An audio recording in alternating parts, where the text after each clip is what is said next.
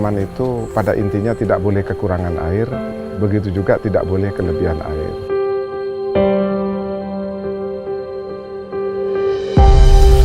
Untuk penyiraman di semua tanaman itu bisa dikontrol. Hasilnya pasti kita juga pastikan lebih bagus.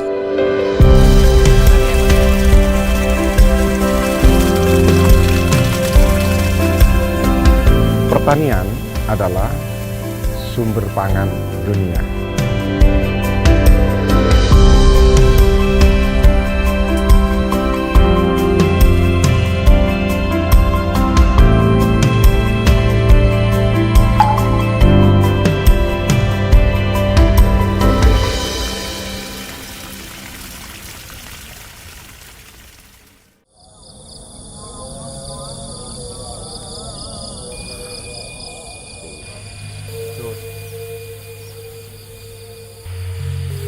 Jember, wilayah dataran rendah dengan ketinggian tanah rata-rata 83 meter di atas permukaan laut.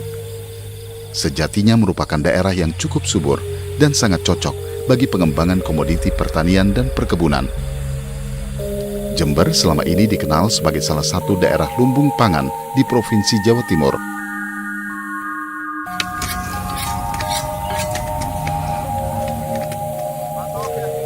Sayangnya tak semua tanah di daerah berjuluk Seribu Gumuk ini memiliki kondisi tanah yang bagus. Kurangnya pasokan air bagi tanaman akibat kemarau panjang menimbulkan problem tersendiri bagi petani dan pertanian di sana.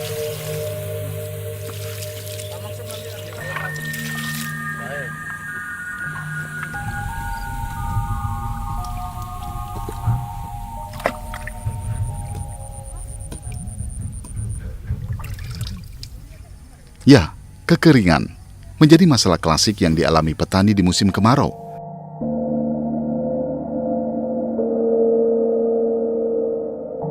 Selalu menjadi momok seperti halnya hama yang memupus mimpi di saat panen raya.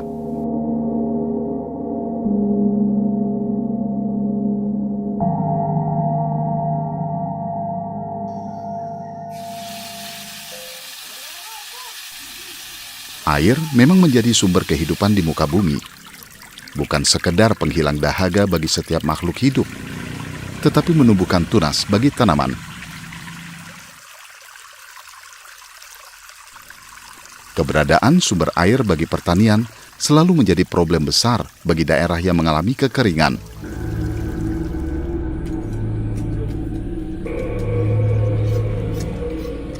Pun dengan wilayah yang ditakdirkan dalam kondisi kerontang. Petani dituntut berdaya keluar dari problem ini.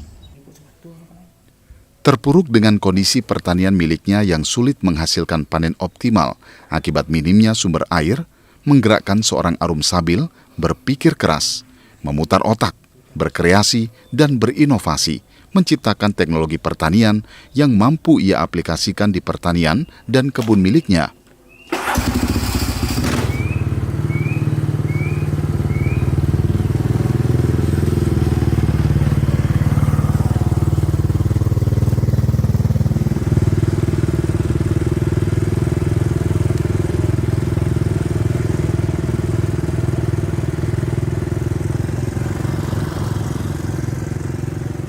Kendala sulitnya air mengalir di setiap jengkal lahan kebunnya membuatnya menciptakan teknologi pertanian drip irrigation, pengairan tetes, dengan memanfaatkan tenaga surya atau solar cell.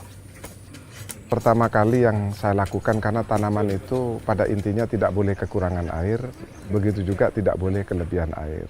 Tanaman itu kapan membutuhkan air itu bisa tersedia, tapi ketika air tidak dibutuhkan, air itu bisa dibuang. Yang kedua, bagaimana tanah itu pH-nya bisa normal, sesuai yang diinginkan oleh tanaman, sehingga jangan sampai tanah itu pH-nya menjadi rendah atau asam. Kita buat pH-nya menjadi normal, mendekati basah. Nah, akhirnya saya harus belajar bagaimana sistem irigasi yang efisien, yang tidak boros air, tapi bisa merata. Kita bisa mengairi tanaman itu secara homogen. Secara homogen dan merata kepada seluruh tanaman dan tidak memakan waktu dan bisa meminimalisasi biaya. Saya mencoba melihat dari media-media sosial dari negara-negara yang maju di bidang pertaniannya. Mulai saya melihat bagaimana teknologi drip irrigation. Karena tentu saya tidak bisa belajar sendiri. Saya harus bertanya kepada orang yang tepat. Saya mencoba bagaimana mengajak teman-teman yang memiliki keahliannya di bidangnya untuk berkumpul belajar bersama.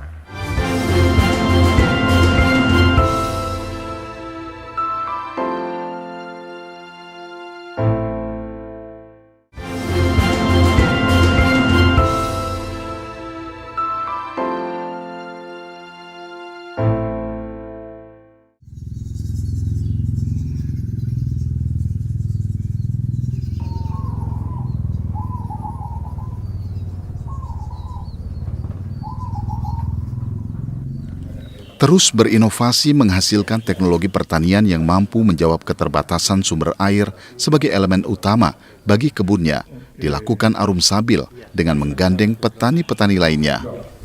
Ini kira-kira untuk berapa blok ini? Satu ini untuk mencakup satu blok. Satu blok, satu ini. Mereka merancang sebuah metode dan teknologi untuk dapat mengatasi permasalahan ketersediaan air bagi setiap tanaman miliknya. Smart farming dengan sistem drip irrigation atau irigasi tetes menjadi solusi mengatasi minimnya pasokan air bagi tanaman petani jeruk di wilayah Tanggul, Jember. Kelihatannya sederhana kalau kita hanya melihat dengan kasat mata. Tapi untuk mengimplementasikan tidak sesederhana yang kita bayangkan. Ini juga harus kita harus melakukan perencanaan yang baik.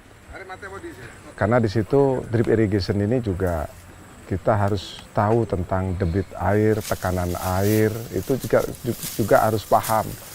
Termasuk bahan-bahan untuk instalasi irigasi tetes ini atau drip irrigation ini juga kita tidak boleh sembarangan memilih materialnya, karena ini kan untuk jangka panjang.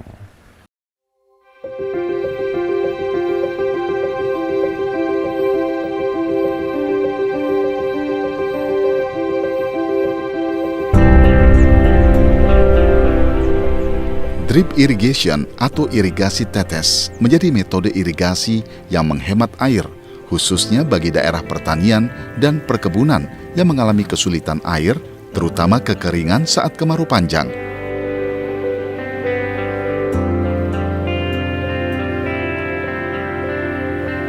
Selain menghemat air, metode ini juga sangat menghemat pupuk dengan membiarkan air menetes perlahan ke akar tanaman, baik melalui permukaan tanah atau langsung ke akar tanaman melalui jaringan katup, pipa, dan emitor.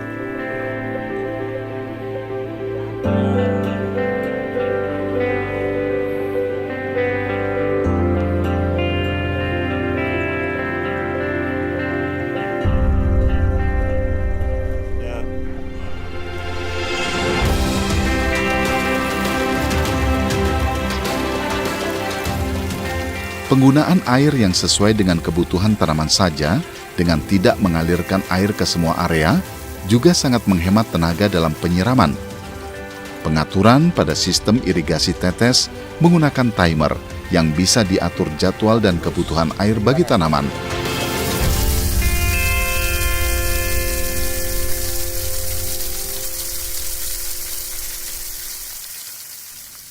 Sistem drip irrigation atau irigasi tetes ini sekaligus menjawab problem energi listrik di sektor pertanian dengan pemanfaatan tenaga surya atau solar cell. Tenaga surya akan terkoneksi dengan komponen lainnya, yakni pompa air, penampungan air, tabung, atau kolam vertigasi, saluran primer dan saluran sekunder, juga PCG dan emiter.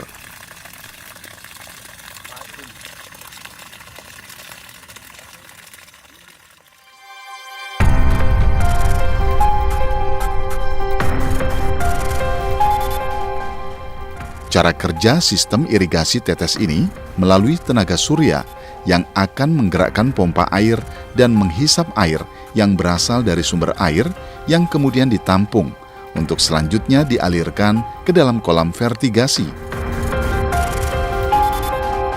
Pada tahapan ini, air ditambahkan nutrisi yang selanjutnya dialirkan menuju saluran primer berupa paralon dan saluran sekunder manifold sejenis infus sebagai alat tetes air ke tanaman.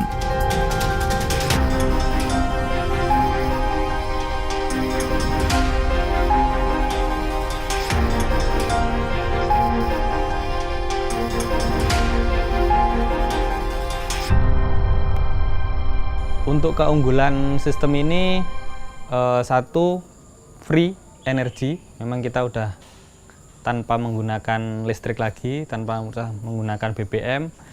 Kedua, untuk penyiraman di semua tanaman itu bisa dikontrol, bisa diatur. Artinya bisa diatur ketika tanaman ini sudah membutuhkan air yang lebih, itu kita bisa mengatur waktunya. Berapa lama itu akan menjadikan air yang tersampaikan ke tanaman juga akan lebih banyak atau lebih sedikit, dan itu bisa rata di semua titik tanaman.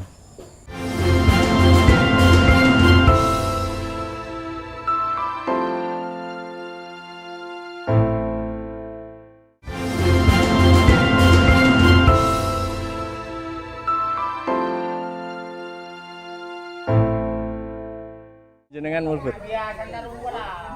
Naik ke sana. Ya. Tuh, kata orang karung. Arangka kok ya? Arangka. Ya, lulus lor saya sakit itu. Bon, yo yo. Rumah. Kenapa masih kosong Mila? Mila.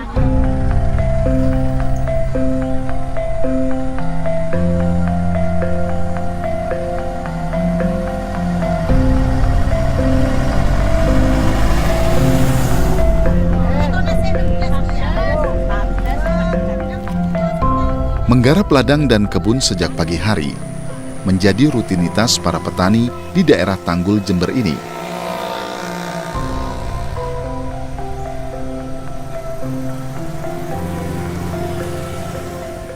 Bertani secara konvensional yang dilakoni turun-temurun bagi sebagian masyarakat di sini merupakan pilihan di antara minimnya pekerjaan yang tersedia.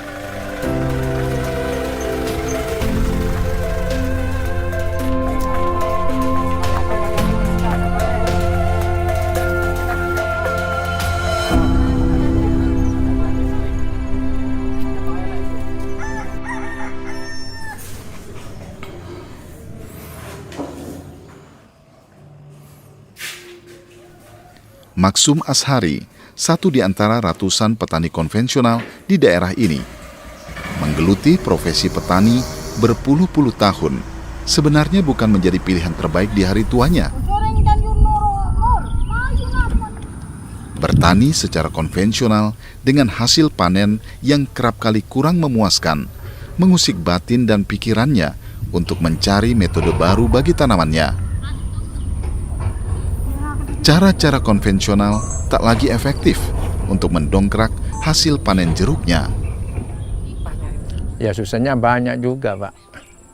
Dari biayanya gitu besar, Pak. Soalnya pakai tenaga, Pak. Ya, kalau Pak Arum kan pakai handphone sudah jalan semua, Pak. Pengairannya, Pak, lagi, Pak. Kalau kemarau itu, Pak, siram pakai ini saya, Pak. Kalau hujan, musim hujan, enak, Pak. Kalau kemarau airnya dari mana, Pak? Apanya? Kalau ngambil Ada, Pak, air. terus kalau hasilnya dibandingkan dengan yang modern kayak punya Pak Arum ini? Oh, ya, jauh, Pak. Jauh, Pak. Hah? Jauhnya banyak Pak Arum. Banyak Pak Arum, Pak. Cara bertani tradisional, pengairan, dan cara pemupukan yang sederhana dilakukannya bertahun-tahun dan dirasa tak menghasilkan produk yang diharapkan. Ya awalnya ya saya cangkul, terus diukur 5 meter per tanaman. Tapi setiap harinya saya minta tolong sama orang-orang ini Pak, pekerja saya Pak ya. Terus nyiramnya Nyiramnya pakai ini Pak, pakai timba ini. Disiramnya 1 kali Pak, tapi 4 ini 1 pohon Pak. airnya ngambil dari mana? Ini Pak, di selokan. Saya sebetulnya pingin seperti punya Pak Arum itu Pak, pakai tetes itu. Modern, itu kan pakai HP sudah semuanya tersiram Pak. Tapi kalau pakai ini Pak, lambat juga. Kunci.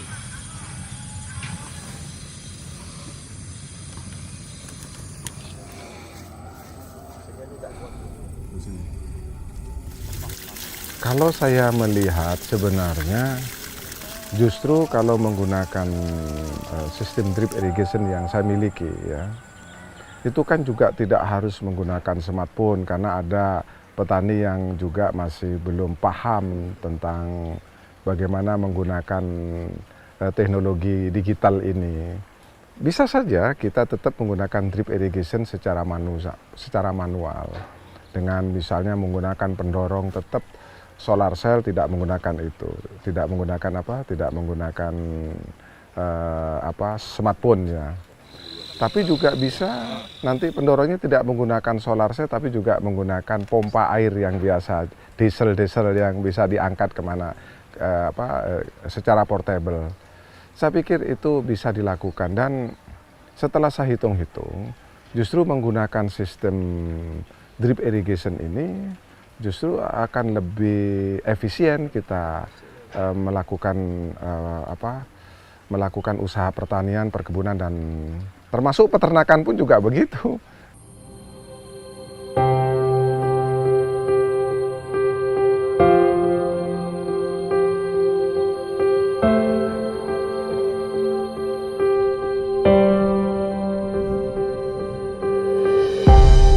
Bak Gayung bersambut mimpi Maksum Ashari untuk bertani dengan menggunakan metode dan teknik pertanian yang lebih modern tercapai saat dirinya mengenal inovasi teknologi pertanian irigasi tetes.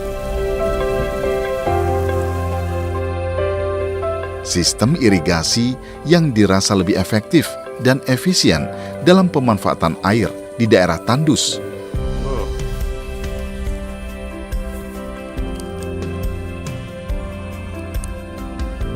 Teknologi drip irrigation juga mampu mengontrol penggunaan pupuk yang lebih efektif untuk menghasilkan produk pertanian yang optimal saat panen. Jadi ketika kami para petani peternak perkebun itu ketika panen, kadang-kadang harga tidak bersahabat. Bisa saja karena ada panen raya, supply demand tidak seimbang. Tapi yang kedua juga yang sering saya ketahui, karena banyak pangan import yang masuk ke Indonesia dengan harga yang sangat murah. Saya melihat di situ, kenapa pangan dari pangan impor yang dibawa ke Indonesia itu lebih murah dari pangan kita yang ada di sini. Saya melihat ada indikasi kita tidak memiliki daya saing. Biaya produksi mereka lebih rendah. Biaya produksi kita lebih tinggi, artinya efisiensi. Ada yang mengatakan bahwa negara-negara produsen pangan dunia itu memiliki daya saing karena disubsidi. Tapi setelah saya amati, tidak semata-mata karena disubsidi, karena teknologi pertanian, peternakan dan perkebunan yang dikelola oleh negara-negara produsen pangan dunia itu memang sudah maju pesat. Nah, oleh karena itu, saya yang hanya petani tradisional ini mencoba bagaimana berikhtiar agar bertani itu bisa memiliki nilai ekonomi dengan menekan biaya produksi. Tidak ada cara lain kecuali kita terus berinovasi.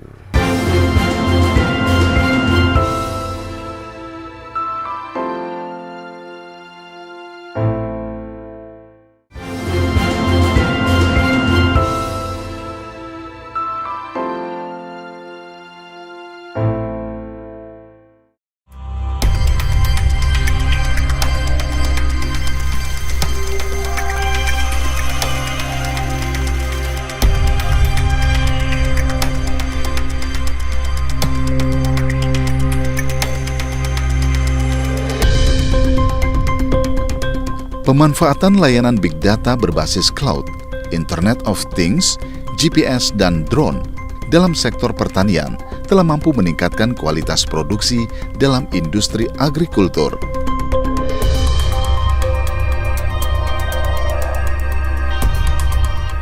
Digitalisasi pertanian perlahan tapi pasti juga telah berhasil membantu dan mempermudah para petani, bahkan memperlancar seluruh proses pertanian dan produksinya hingga ke pemasarannya.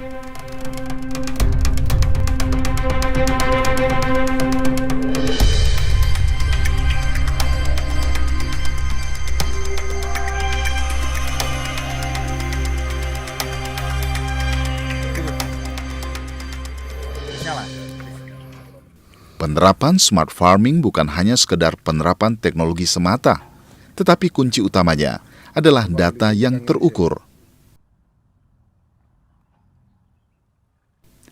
Data ini yang nantinya akan dibaca dan digunakan sebagai parameter bagi pelaku pertanian untuk mendapatkan acuan dan rekomendasi dalam praktek pertaniannya, sehingga diharapkan lebih efektif dan efisien dalam mengoptimalkan seluruh sumber daya alam yang dimiliki.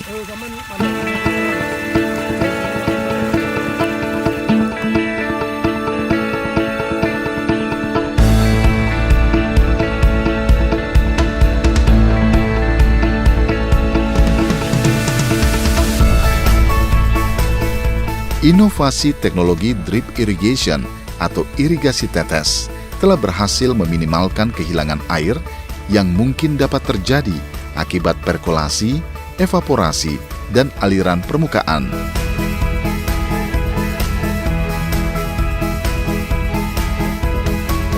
Problem pangan dan sumber air yang menjadi permasalahan pelik terjawab sudah dengan kolaborasi inovasi teknologi di sektor pertanian.